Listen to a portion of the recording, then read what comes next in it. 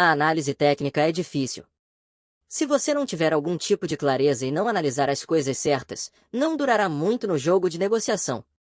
Então, deixe-me compartilhar meu processo de análise técnica que o ajudará a tomar melhores decisões ao negociar. Você sabe o que fazer, curta, inscreva-se e fique por perto para ver o vídeo completo.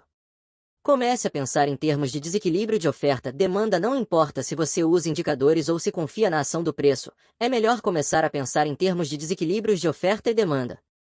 Você precisa fazer algumas perguntas a si mesmo e não negociar apenas porque vê uma formação de castiçal ou tem um sinal de um indicador.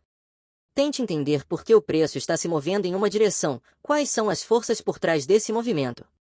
Em sua essência, a negociação é um leilão contínuo competitivo, com compradores competindo com vendedores, mas também compradores competindo com outros compradores e vendedores competindo com outros vendedores. É a agressividade relativa de cada um destes grupos, nomeadamente a oferta e a procura, que move os preços. Quando você olha para os desequilíbrios de oferta e demanda para o comércio, não está interessado em olhar para isso do ponto de vista econômico.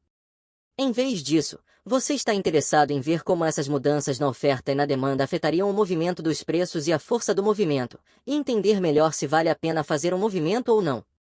Então, quando você olha para este gráfico, o preço não caiu porque houve um topo duplo. Não foi porque o RSI estava acima de 70. Foi um desequilíbrio entre oferta e demanda. A oferta excedeu a demanda, interrompendo o impulso ascendente, eventualmente, fazendo-o cair a partir daí. Outros traders assumindo a mesma posição que você quando você considera fazer uma negociação, digamos que você queira comprar aqui, pergunte-se por que outros traders iriam querer comprar depois de você. O que eles viram? O que os faz entrar no mercado, depois de você? Uma das principais razões pelas quais muitos aspectos da análise técnica muitas vezes parecem funcionar tem a ver com a profecia autorrealizável. As ferramentas usadas na análise técnica, como suporte e resistência, linhas de tendência, principais médias móveis e outros tipos de indicadores, parecem ter qualidades preditivas. Frequentemente, o preço de um mercado se move na direção predita por esses indicadores. Aqueles que veem a análise técnica como uma profecia autorrealizável argumentam que esses indicadores estão certos apenas porque um grande número de pessoas baseia as decisões comerciais nesses mesmos indicadores, usando assim as mesmas informações para assumir suas posições e, por sua vez, empurrar o preço na direção prevista. O que estou tentando dizer é que sinais comuns gerados pela análise técnica podem ser autorrealizáveis e empurrar o preço do mercado para cima ou para baixo, reforçando a força do sinal. Se um número suficiente de pessoas usar o mesmo sinal, elas podem causar o movimento previsto pelo sinal. Você deseja encontrar áreas ou níveis que sejam universalmente aceitos e, portanto, observados e negociados de perto por muitos traders. Relevância em timeframes mais altos significa longevidade em timeframes mais curtos. Nunca subestime a importância de selecionar o timeframe correto ao analisar um gráfico. Muitos novos traders adoram negociar os prazos mais baixos.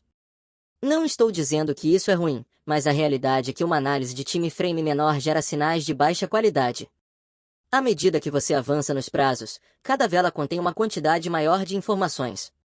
Você deve definir um time frame maior como filtro para o movimento do preço, porque, convenhamos, em um time frame menor você não consegue obter todas as informações sobre o mercado. Somente em um período de tempo mais alto, você terá uma imagem clara da condição do mercado. Relevância em prazos mais altos significa longevidade em prazos mais curtos. Se você me perguntasse, o H4 é o período de tempo perfeito para conduzir sua análise e encontrar bolsões de oportunidade em potencial. Você provavelmente está acordado por 4 das 6 velas de 4 horas que se formam a cada dia. Isso significa que você precisaria de aproximadamente 30 a 60 minutos por dia para aplicar sua análise técnica. Para mim, isso soa muito melhor do que ficar 5 a 6 horas estrelando nas paradas em prazos mais baixos. A manipulação da tendência primária não é possível, então siga. De acordo com a Dow Fiore, 3 tipos de tendências ditam os movimentos de preços. Você deve se concentrar em 2 deles. Em primeiro lugar, temos as tendências primárias, que representam movimentos significativos do mercado que podem durar vários meses ou anos. Você costuma ouvir falar de mercados de alta e mercados de baixa. Essas são tendências primárias que podem significar preços subindo ou descendo por longos períodos. As tendências secundárias atuarão como uma força contrária que se move na direção oposta à tendência primária. Uma tendência secundária funciona a curto prazo e pode se manifestar como uma queda dentro de um ciclo de alta mais longo ou vice-versa. Estas são basicamente uma mudança de sentimento de curto prazo. Você pode ver agora porque eu o aconselhei a seguir prazos mais altos. Seria impossível encontrar as tendências primárias e secundárias em prazos menores. Você precisa. Como uma profecia autorrealizável, argumentam que esses indicadores estão certos apenas porque um grande número de pessoas baseia as decisões comerciais nesses mesmos indicadores, usando assim as mesmas informações para assumir suas posições e, por sua vez, empurrar o preço na direção prevista. O que estou tentando dizer é que sinais comuns gerados pela análise técnica podem ser autorrealizáveis e empurrar o preço do mercado para cima ou para baixo, reforçando a força do sinal. Se um número suficiente de pessoas usar o mesmo sinal, elas podem causar o movimento previsto pelo sinal. Você deseja encontrar áreas ou níveis que sejam universalmente aceitos e, portanto, observados e negociados de perto por muitos traders. Relevância em timeframes mais altos significa longevidade em timeframes mais curtos. Nunca subestime a importância de selecionar o timeframe correto ao analisar um gráfico. Muitos novos traders adoram negociar os prazos mais baixos. Não estou dizendo que isso é ruim, mas a realidade é que uma análise de time frame menor gera sinais de baixa qualidade. À medida que você avança nos prazos, cada vela contém uma quantidade maior de informações. Você deve definir um time frame maior como filtro para o movimento do preço, porque, convenhamos, em um time frame menor você não consegue obter todas as informações sobre o mercado. Somente em um período de tempo mais alto, você terá uma imagem clara da condição do mercado. Relevância em prazos mais altos significa longevidade em prazos mais curtos. Se você me perguntasse, o H4 é o período de tempo perfeito para conduzir sua análise e encontrar bolsões de oportunidade em potencial. Você provavelmente está acordado por 4 das 6 velas de 4 horas que se formam a cada dia. Isso significa que você precisaria de aproximadamente 30 a 60 minutos por dia para aplicar sua análise técnica. Para mim, isso soa muito melhor do que ficar 5 a 6 horas estrelando nas paradas em prazos mais baixos. A manipulação da tendência primária não é possível, então siga. De acordo com a Dow Fiore, 3 tipos de tendências ditam os movimentos de preços. Você deve se concentrar em 2 deles. Em primeiro lugar, temos as tendências primárias, que representam movimentos significativos do mercado que podem durar vários meses ou anos. Você costuma ouvir falar de mercados de alta e mercados de baixa. Essas são tendências primárias que podem significar preços subindo ou descendo por longos períodos. As tendências secundárias atuarão como uma força contrária que se move na direção oposta à tendência primária. Uma tendência secundária funciona a curto prazo e pode se manifestar como uma queda dentro de um ciclo de alta mais longo ou vice-versa. Estas são basicamente uma mudança de sentimento de curto prazo. Você pode ver agora porque eu o aconselhei a seguir prazos mais altos. Seria impossível encontrar as tendências primárias e secundárias em prazos menores. Você precisa colocar suas paradas. E quando os níveis forem testados novamente, uma decisão será tomada.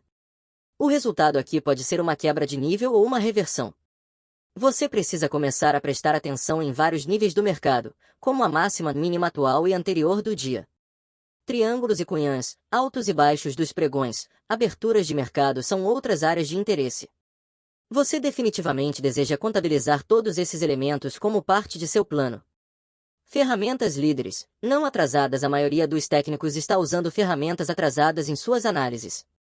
Seja um sinal de ação de preço ou um indicador, se estiver atrasado, você sempre estará atrasado, atrás da ação de preço. Os indicadores de atraso só podem ser conhecidos após o evento. Não me interpretem mal, isso não os torna inúteis. Eles podem esclarecer e confirmar um padrão que está ocorrendo ao longo do tempo. Mas os principais indicadores ou sinais são aqueles que você deve considerar adicionar em sua análise técnica. Os lead indicators dão sinais quando a tendência está prestes a começar, enquanto os lag indicator são aqueles que seguem a ação do preço.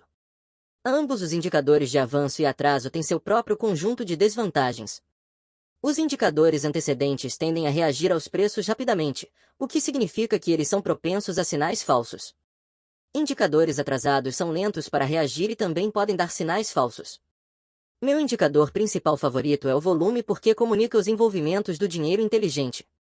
O volume é o combustível para provocar novos ciclos e te diz o grau de comprometimento que existe para endossar determinado movimento de subida ou descida. E você deve sempre entender o ambiente e as condições em que está negociando. Se o volume for tomado isoladamente, significa muito pouco.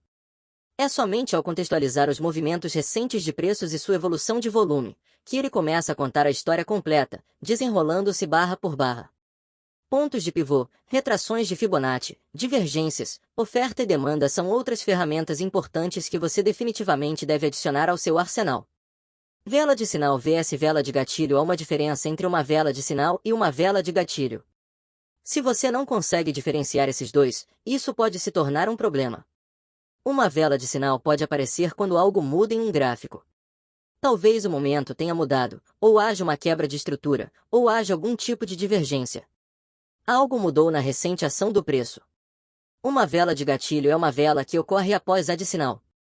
Muitos comerciantes caem na armadilha de usar a vela de sinal como um gatilho, e esta é a principal razão pela qual você aceita entradas ruins. Muitos sinais falsos acontecem porque não há distinção entre um sinal e uma vela de gatilho.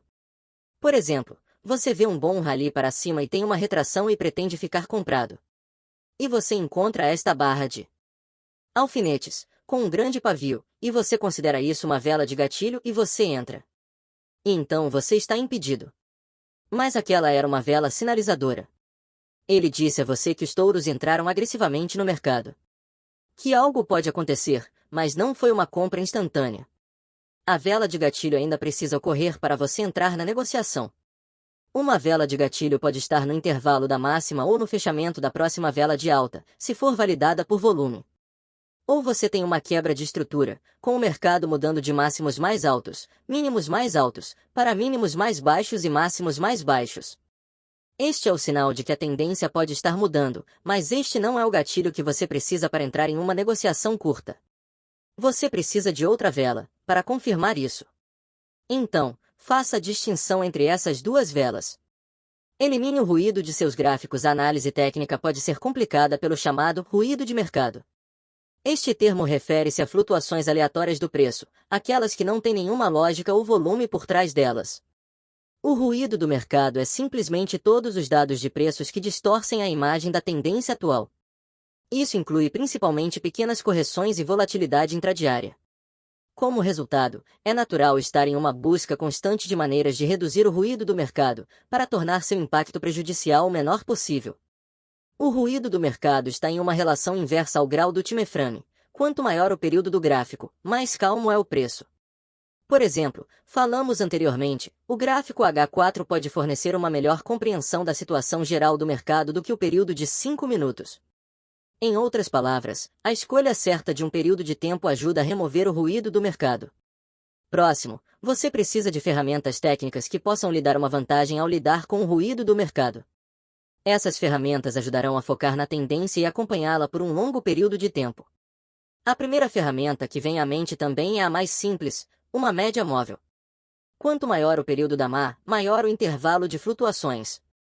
O gráfico Eikin-Ashi é outra ferramenta para filtrar o ruído do mercado. O gráfico Renko é outra alternativa. Seu trabalho como comerciante é ter menos pontos de dados para olhar para tomar a decisão. Você não quer se confundir com o ruído, por isso tente reduzi-lo o máximo possível. Agora, se você quer aprender mais sobre análise técnica e os principais problemas que ninguém fala, não deixe de assistir a este vídeo.